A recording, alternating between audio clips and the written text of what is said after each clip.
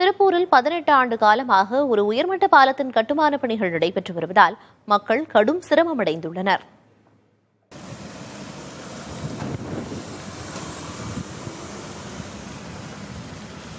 திருப்பூர் கல்லூரி சாலை மற்றும் ஆண்டிப்பாளையம் பகுதிகளை இணைப்பதற்கு நொய்யல் ஆற்றில் தரைப்பாலமும் ரயில்வே கீழ்மட்ட பாலமும் அமைந்துள்ளது. ஆனால் மழைக்காலங்களில் தண்ணீர் சூழ்ந்தால் அவற்றில் பயணிக்க முடியாத நிலை இருந்து வருகிறது. இதனை கருத்தில் கொண்டு திட்டமிடப்பட்டதுதான் இந்த உயர்மட்ட பாலம்.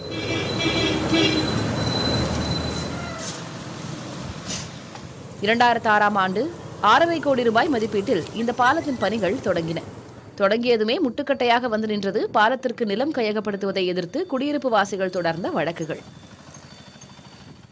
இந்த தடைகள் ஒரு வழியாக நீங்கி கடந்த 2017ஆம் ஆண்டு தொடங்கிய கட்டுமான பணிகள் தொடர்ந்து நடைபெறாமல் கிடப்பிலேயே கிடப்பதால் நாள்தோறும் அவதியடைந்து வருகிறார்கள் அப்பகுதி மக்கள். லட்சக்கணக்கான பனியன் கம்பெனி தொழிலாளிகள் இந்த பாதையின் வழியாகத்தான் செல்கிறார்கள்.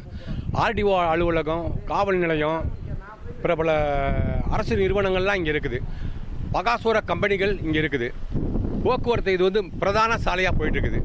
இந்த பாலம் வந்து கட்டினதுலேருந்து அப்படியே இருக்குது. இது எதுக்காக கட்டினாங்க என்னன்னே தெரியல. இது பாலம் கட்ட வேண்டாம், பாலம் கட்ட கீழே இந்த தார் சாலையை நீங்கள் சரி பண்ணி கொடுங்க அப்படின்னு கேட்குறோம். மழை காலத்தில் இந்த வழியாக போக கூட முடியல. பெரிய பெரிய பள்ளிக்கூடங்கள் இருக்குது, பெரிய பெரிய பள்ளிக்கூடங்கள் இருக்குது. அந்த பள்ளிக்கூடத்துக்கு கொண்டு போய் பிள்ளைகளை கொண்டு வர தாய்மார்கள் படுற கஷ்டமெல்லாம் சொல்லி மாடாது.